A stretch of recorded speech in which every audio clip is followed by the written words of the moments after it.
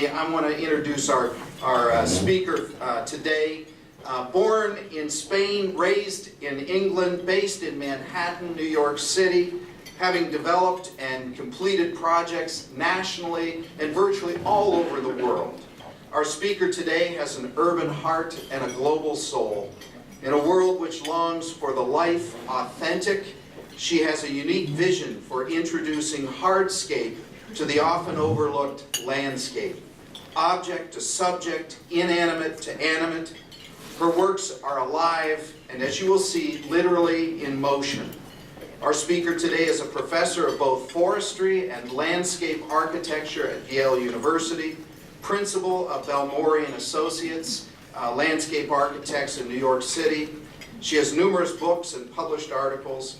Last fall, Architectural Digest called her one of the most innovative designers globally of 2013. Would you please extend a gracious Cleveland welcome to our second distinguished Old Stone Church 2014 Hope for the City speaker, Deanna Balmori.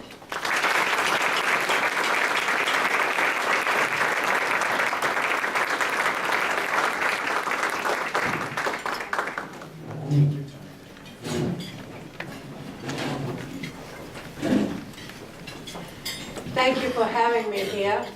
I'm delighted to be in the Old Stone Church, and thank you, Mark Giuliano, for such a warm and wonderful welcome. I want to thank also Beth Giuliano, and I want to thank Carrie Lang and Leslie Stewart for having me really feel at home and well sort of received and encouraged in my arrival and day yesterday at Cleveland. Thank you for coming today. I'm going to start, and I want to see if this works, because I like to move away from the podium. Can you hear me? Does she have Speak from here. Does she have it turned on? Is it turned on? No. Okay, thank you. Turn it on. Is it turned on?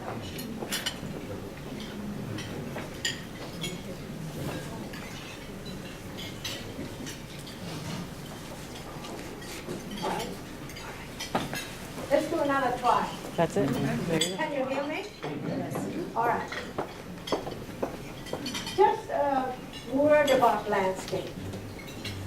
Everybody's word has received that word in some way and thinks of a profession. But you're going to have to change your mind about it, because it's completely a new profession. The 20th century consisted mainly in shrubbing up around our architects' buildings. And it's only the 21st century that landscape has taken, number one, an urban task, very seriously, an ecological task, and an infrastructure task. And by that I mean that instead of doing objects or looking at the surface of the earth, landscape looks at what's below the earth, at the geology of a place, and what it puts on the surface has to do what is under. Then it works on the surface, and then it cares about the air above and what's in it and what's there. So these characteristics are incredibly important for a city. And what I'm going to show you is going to go from tiny little minutiae of landscape to large-scale cities. So I'm going to show you very few projects, but to see what relevance they have to the city is what I intend to do with them.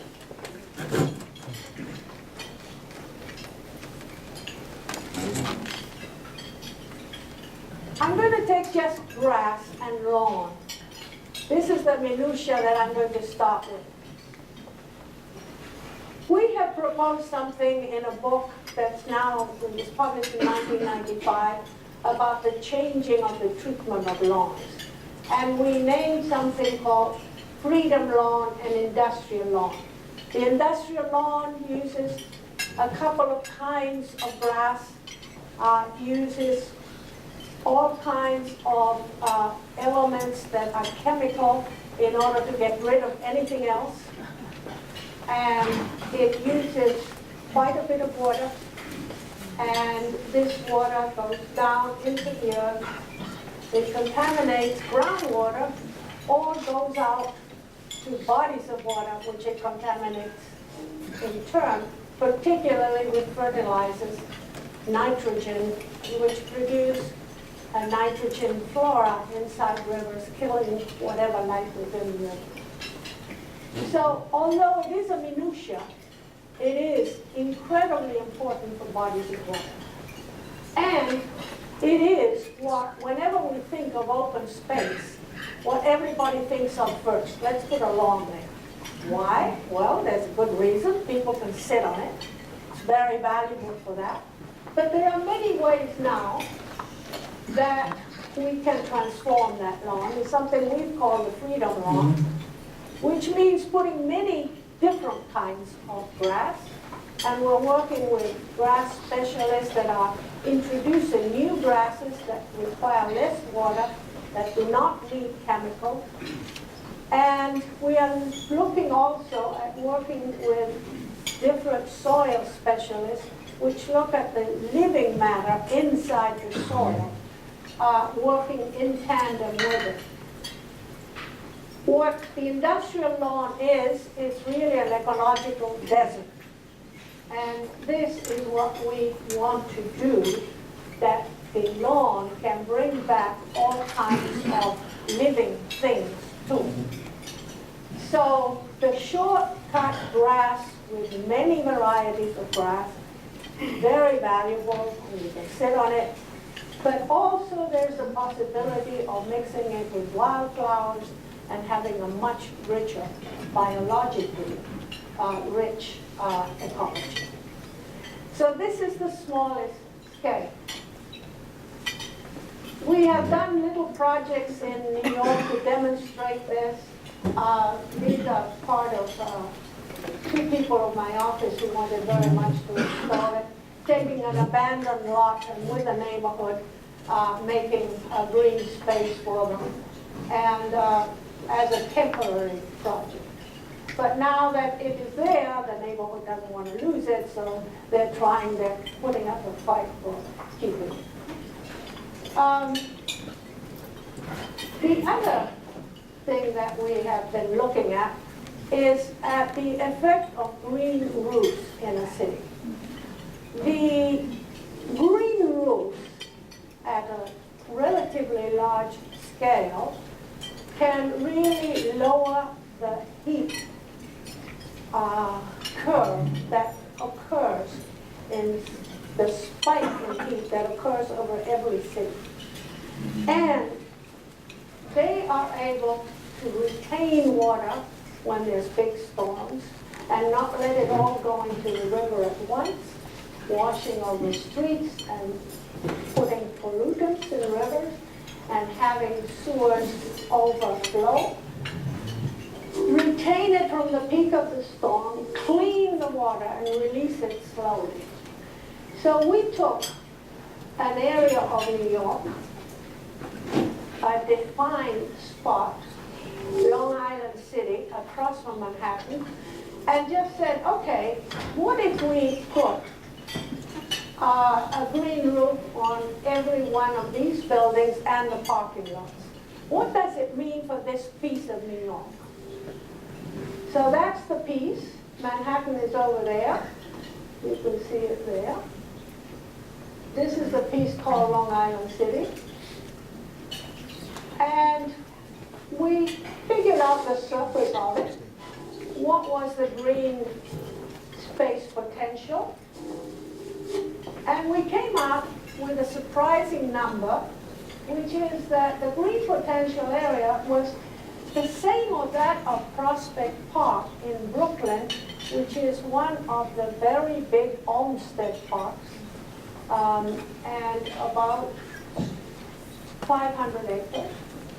And it has, although not as a park, but as the effect of green in the city, the same effect in surface as Prospect Park. That is, it cleans the air, it can clean water, it can reduce temperatures, it can reduce temperatures in the building and save heating and cooling. So there are two kinds of green roof. And the extensive and intensive, one is very, very inexpensive with a very, very new technology, which is only 4 inches thick and which uses plants that can take whatever climate you have and change it according to the climate.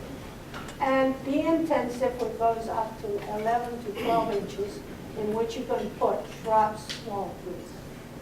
Anyway, we showed this in Long Island City, and Silver Cup Studios, the big television studios, asked us to work on their roofs. All their roofs are all covered with the usual machinery of air conditioners, et cetera, et cetera. And I think that that's something that needs to be designed and can be designed. And then we did the roofs for the studios, which at the time, about 5 years ago, were the biggest green roofs in New York City. We had,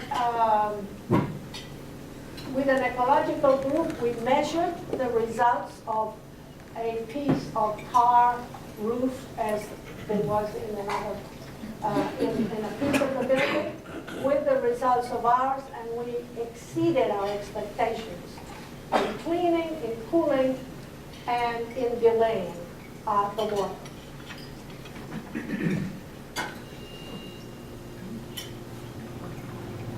Another small way of dealing with things in cities, the temporary landscapes. I happen to believe very much in being able to enter into a city and do something temporary. It explores certain elements within the city, see how they can be effectual, and really changes a particular place and makes it a celebratory. So we've done several temporary projects, but this one in Bilbao in 2009, the city had started to make every summer an urban competition for gardens, but urban gardens, not in the outside, right in the heart of the city. And the city chose 25 people to build a garden for 4 months, only 4 months, and they gave them 10,000 euros. Everything had to be done, labor, equipment, everything in it, and assigned a place and said it had to be 30 feet by 30 feet a square. So we were assigned this particular place. Well, sorry, I'm going. We were assigned this particular place. Well, it keeps on moving on me. I want to point to this thing and I can't. Okay, sorry. All right, let's see if I can get this pointer to point. No, no. Okay. Well, just at the bottom of that sculpture, there's a Calatrava bridge in the back, crossing the river in Bilbao, and we were given a square at the bottom of that sculpture. And so we asked if we use exactly the same surface, can we move that? And therefore we proposed going up the stairs, and we called it the garden that climbs the stairs. And this is a deadly concrete stairs that joins the level of the city to the river. And it leaves you at the sort of level of the bridge crossing the river. So we installed it, and it lived there for 4 months.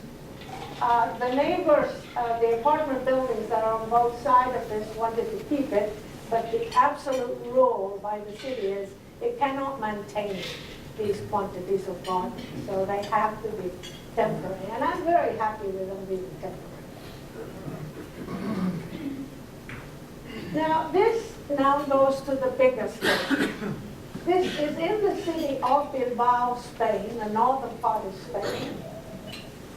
And you can see the map of Spain. I'm going to try once more to see if I can get the pointer to work. Yep. That's the outline of Spain. That's the north. France starts over here. Okay, but what it does is it sets off this thing going in the wrong direction. Anyway,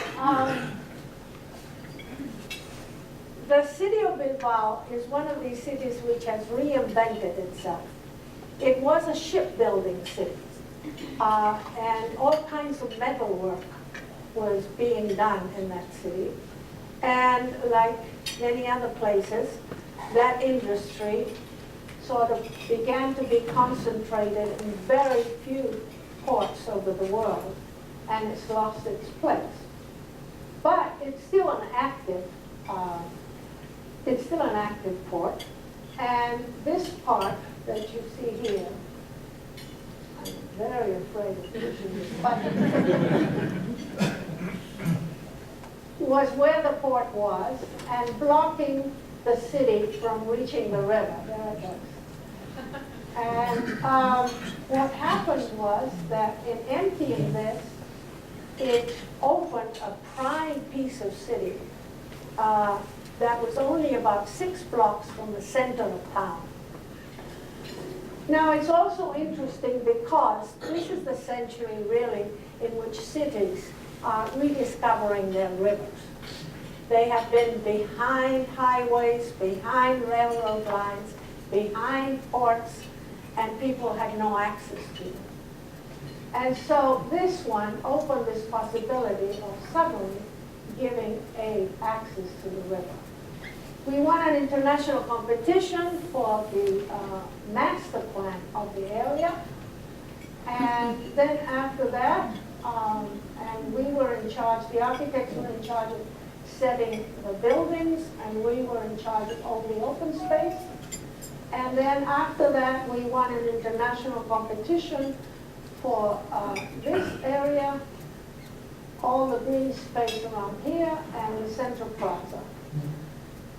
So this was a long-term work, but what is important about this was that the main effort was to see how could one reweave this piece that had been totally cut off for the port and its industrial activities to the city. So the intention was basically to create an axis that goes to downtown, about 6 blocks away, to put the main plaza on that axis, to connect, but via a pedestrian bridge, which we proposed in the master plan, to the university, the Deruso University, a Jesuit university on the other side, to allow the traffic of students all the way into downtown. And this, in turn, the suggestion of that idea, which the client accepted, was that the university then bought 2 of the lots at the other side of the bridge, right here, to put its library and its administration building.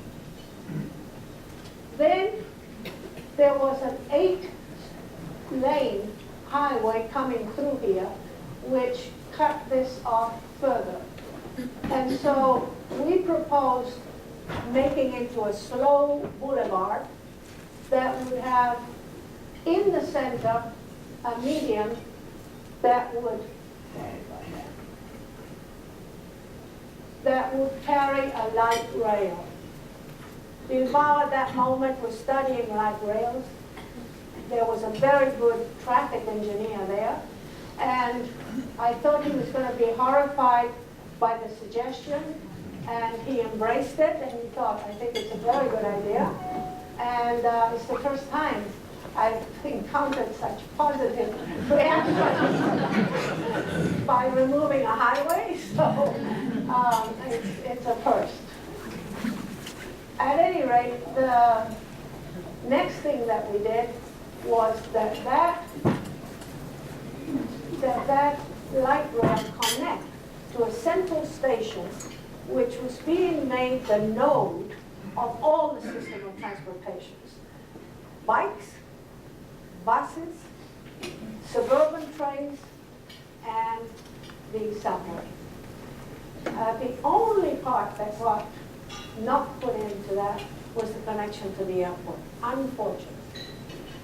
It has to cut through a big mountain and it's complicated.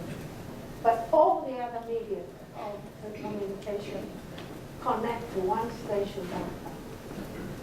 So this then opened for having the edge completely green and available to the population, and also to have it so that it could flood.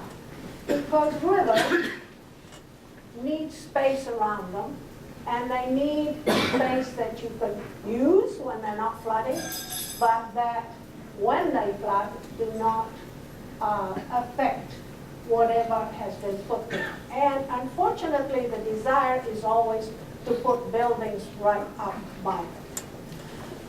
So in this particular case, what we did was with a lower level here, it goes in steps up until the light rail, and there's a difference of 8 meters, or 24 feet. So that protects from anything happening, and we said there's no buildings at the top. So here is how it looks in the very dense Bilbao. Bilbao has very little open space, very little green space. It has 2 or 3 plazas, and that's it. So this was suddenly a breathing area for the city and closely connected to downtown. This is the Edge Park, which as you can see is lower than the next walkway further up. Then this is the light rail, which connects to the main station. In the ways of coming down from the city, we just created a series of ramps for pedestrians with a cafe tucked into the sort of contours. And then our fight with grass and lawn. You can see that it took us an enormous effort to convince them of having parts of the green as a mix of grasses and wildflowers. And we also designed pavement that was mixed with titanium oxide in order to clean the air. This was the first sketch for the Central Plaza, and this was just as it was finished at the end of 2011. I'm returning this spring to see how all of these is doing. This central path connects to the old museum that has the great painters of Spain in it, and to downtown. This is also about water. This is a piece of work that we've just finished for HUD. HUD was given the responsibility of creating 10 teams, very diverse teams, to take any part of the Northeast that had been affected by Sandy and propose some solutions. We've been working for 6 months on this, and as of Friday we presented the last version, and now HUD has to decide which of the 10 projects goes ahead. They think that they will select about 8 of them. So we work with OMA Architects and Royal Haskoning, who are engineers water engineers from Holland, and we took Hoboken. Now, if you look there on that map, you'll see that this is Manhattan, and this is Hoboken, New Jersey, right on the other side of the Hudson River. Sandy was a very peculiar hurricane, because if you look at all the yellow lines, that's the typical path of hurricanes. But Sandy did this instead, the blue line. So you can see that it caught everybody by surprise. And this is what Hoboken looked like. It took a month to get back electricity. The pumps that the city has for getting rid of water, because the power plant went, could not pump water out. So it was very hard to remove the water. And this is, if you look ahead here, you'll see Manhattan. And this was Hoboken historically. These are the contours that are raised. All of this was a marsh. But Hoboken built it out, built out the marsh completely. And what Sandy did is that it reclaimed the marsh. So our plan was to simply find ways of delaying the water, of storing the water, cleaning it and reusing it, and then draining the water. And the points that are the critical points where the water all came in was here, on the city of Hoboken. So this was the entry point. So we have a city with an impervious surface, with a low-lying waterfront, an unprotected waterfront, and it has an incredibly low-lying area in the back where housing is, which even rain produces floods.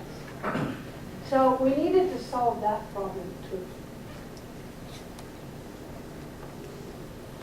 So this was our general tactic, and we did it in this way of putting a hard defense with landscape. We're making parks out of lines with high contours, and you can see it here. This is one of the entry points, and we have a series of terraces that clean water and return it to the bay. And then we store, and where we store is we've chosen those streets and this element that has transit along it to store water in along the way. And this is that line where the transit goes, that we're storing water on both sides. The transit is very happy that we're doing that. And then we created different areas that are green in the city, where we also get to store water and delay it from returning to the rest of the city. These are the other ways of gathering water in medians and edges. And then discharging and having two pumps that helps take that water, this system that envelops Hoboken, and take it out. So there you can see the drainage route that goes all around the city, besides the lines in the middle, and the pumps. And this is seeing all of Hoboken together, and with the different strategies. But there's something you don't see here. In working on this, we've made a very interesting discovery, which I think will affect our work very much in the future. This size of Hoboken, which is about 1.5 miles in one length and about 3/4 of a mile in the other direction, is sort of the ideal scale at which to work in urban matters. When you get bigger than that, you get into very monolithic, hard structures. It makes it more difficult to work, and it's much less flexible a system. So we have found something that we think is incredibly important. And so I think that you could take a city of 20 million and say, okay, if I'm going to change something in the city, let's say I'm going to divide it into pieces of this size. And then you can use systems that are soft green infrastructure rather than hard engineered infrastructure, which are much easier, much less expensive, and which are much easier to really fix and add to.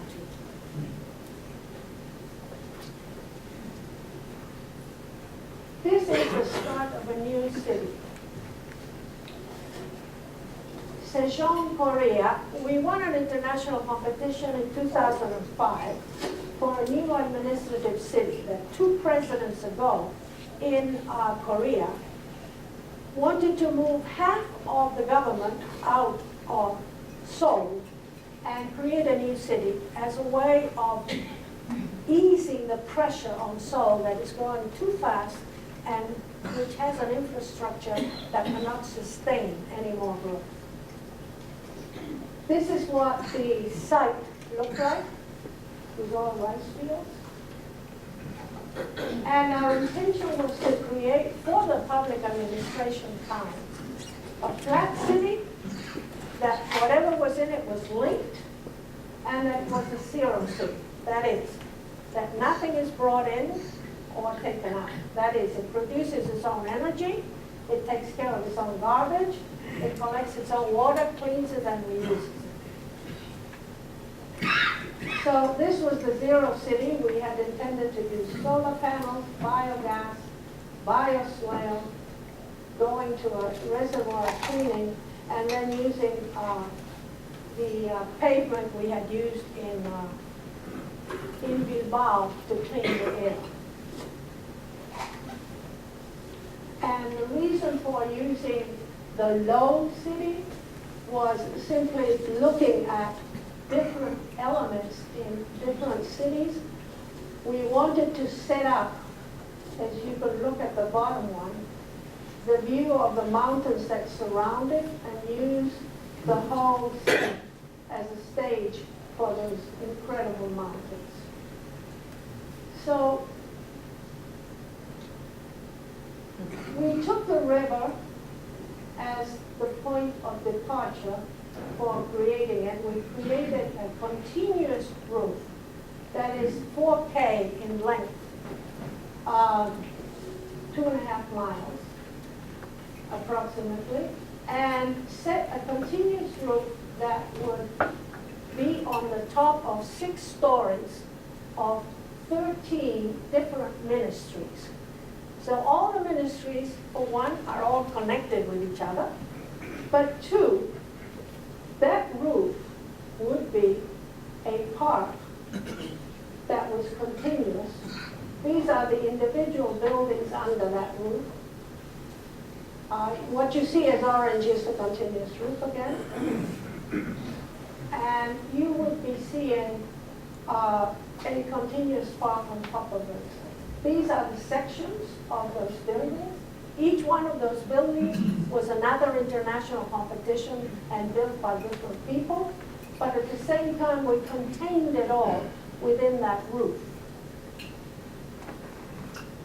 And we created ramps that you can see here that go up to the 6th story because we wanted also the public to be able to go there.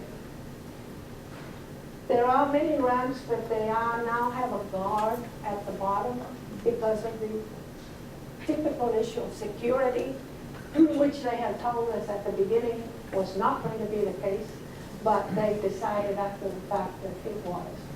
So now everybody in the buildings can transit all along, but the public cannot go up these ramps without showing all kinds of identification. So now, sorry.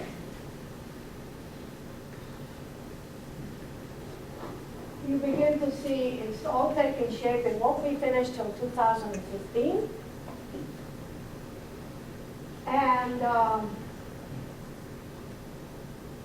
what you're seeing is the roof arc, which means that these thousands of people that are working in these 13 ministries have open space built into their workplace.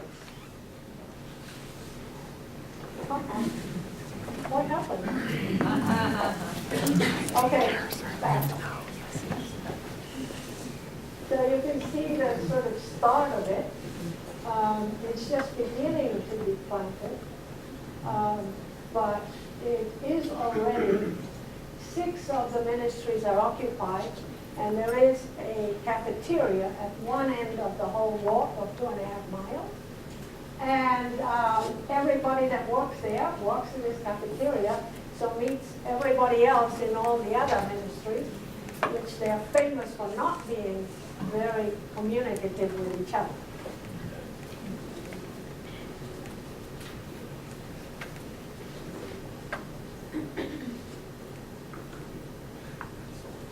And I think I'm going to leave it there and just do one point that I would like to make about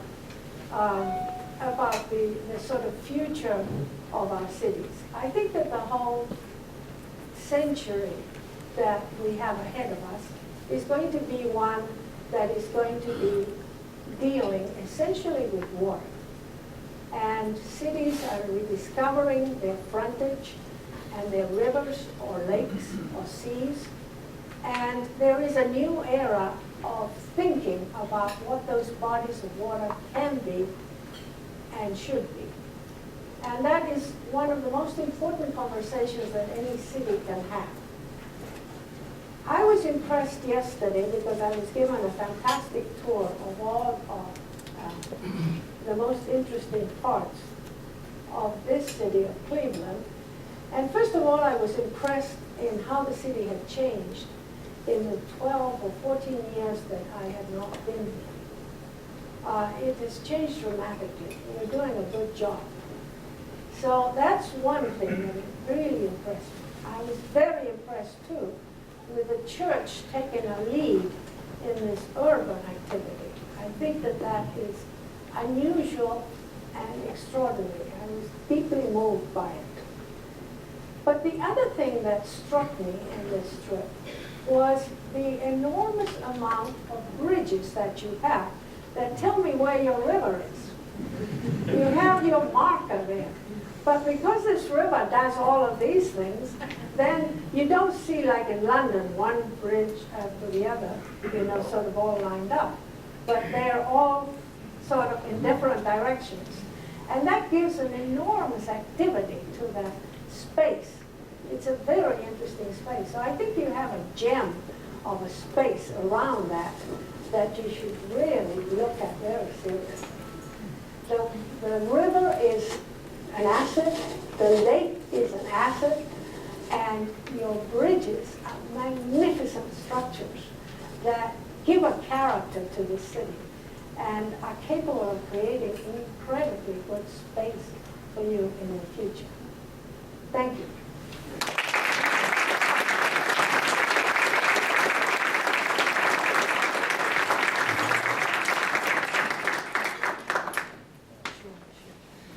I just asked Deanna, for those of you who need to get back to the office, I don't want you to feel held captive, but if any of you want to ask Deanna any questions, she's agreed to do a little Q&A. So, Joseph Giuliano. 2 quick questions, and they involve the first slide and the last slide. The first slide showed us pictures about New York streets first, cityscape, with a lot of rooftop lawns. We're kind of familiar with those, but there was a photo of a building that had lawn going down the sides. Yes. What's that all about? Well, this is a technology developed in Japan. And you can only use it for the north side of the building.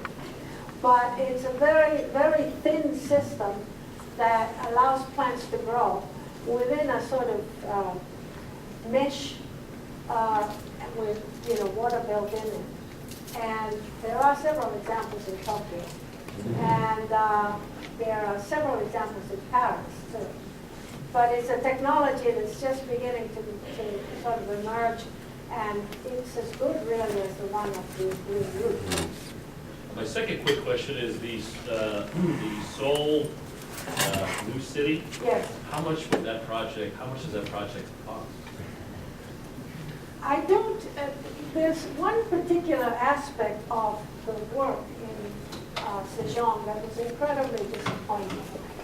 By rule, by government rule, anybody who wins a competition there, that's the competition and is left out of the project. So it's given to a government constructing office, and they don't give you any information. I fought several things that they did. They did not follow our rules of Zero City, only in the water. None of the other things worked out. But the plan, they did absolutely accurate. But then there were things like not allowing people to go off the ramps. You know, we had no control, and we were not given numbers. And actually, there are several senators who are trying to get those numbers too, and they don't seem to be succeeding.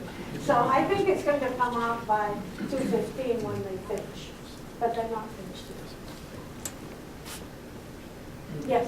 With the hobo, you know, what, when you plan for the delays for the rain? Thank you. The questions about Hoboken and the Hoboken example, how did you plan for that water surge? Was it another Sandy? Were you planning for that kind of a volume of water to deal with, or what were you guarding against? That with the water engineers was all based on risk. And it was the level of risk that the city chose to live with. And they decided that, yes, they wanted a level of risk that would take into account a surge, and then that they would work with the rest on a 500-year level. So that's what the city has decided. And then the cost estimate for that work, do you have that? Yes, the cost estimate for that is about $100 million. But it is an integrated system for the whole city. They have lost $1 billion something, you know, in property and electric station, etc., pumps. It's major what they lost.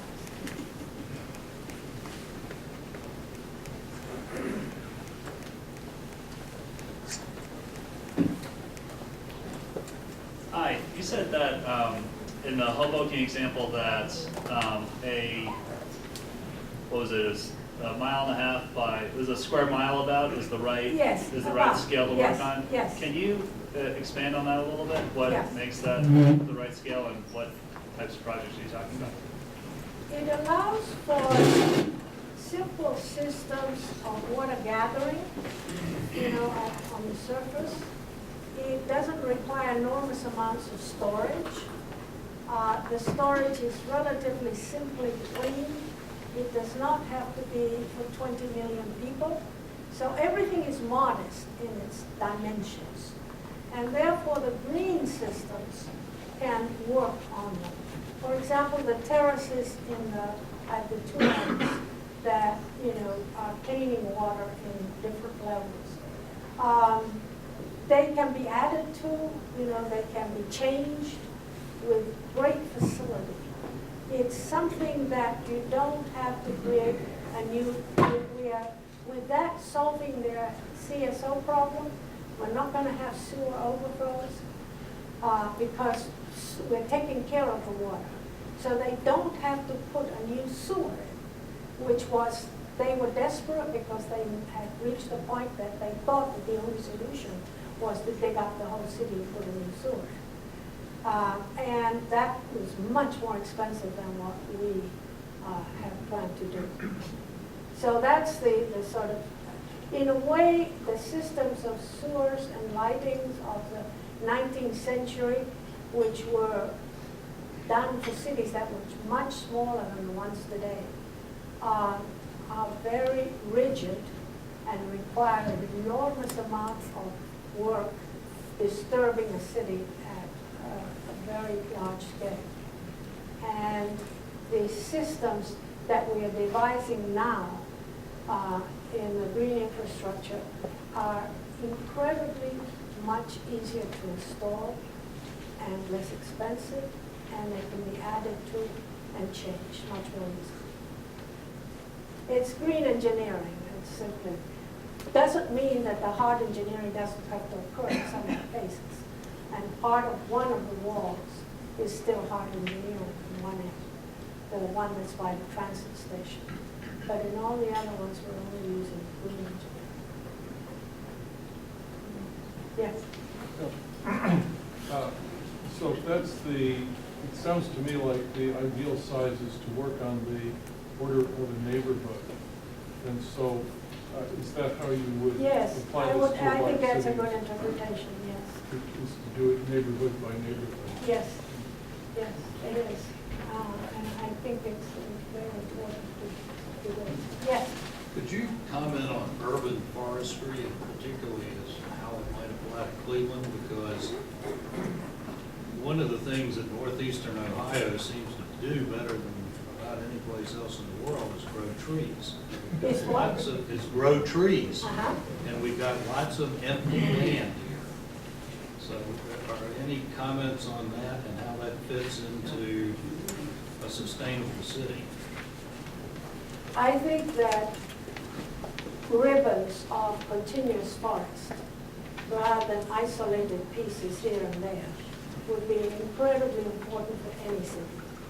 And as you know, the effectiveness in biologically and ecologically for trees that are in a continuous band is enormously important. Once they're isolated, it all becomes edges. The continuity of a green system is what's important. So I think that if Cleveland would look at the issue of forestry, and I think it's a very important element within the city, it should look at it and seeing if it can create a continuous line because of the enormous ecological advantages that that has for the life that exists within the forest and the life for the trees themselves. Isolated trees have a much harder time surviving.